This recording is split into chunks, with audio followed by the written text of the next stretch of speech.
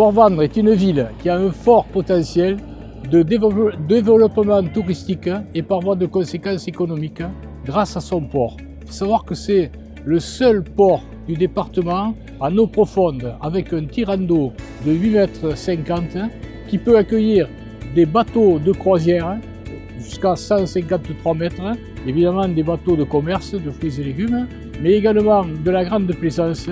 Et je pense que c'est l'avenir de Port-Vendres et du département, car voyez-vous, avec des bateaux de croisière, en améliorant l'aménagement à Port-Vendres de l'accueil de ces bateaux de plaisance et de croisière, on peut avoir un projet de territoire pour les touristes, et compte tenu du fait également que depuis le 1er janvier 2017, la compétence des offices de tourisme est transférée à la communauté des communes, donc à un territoire plus important.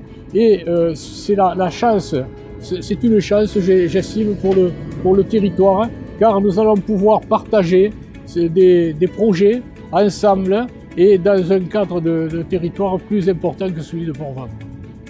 Il faut savoir également que nous avons comme projet à Port-Vendres la visite du phare Béart. Le phare Béart serait le seul phare de la Méditerranée à être visité. Pour cela, nous avons l'appui de la communauté des communes, du conseil régional et du conseil départemental. Il y a un projet qui est en train d'être élaboré. J'ajouterai que Port-Vendres est la seule ville de France à avoir un obélisque dédié à la gloire de Louis XVI. Et c'est important quand même pour les visiteurs de faire visiter cet obélisque, cette place.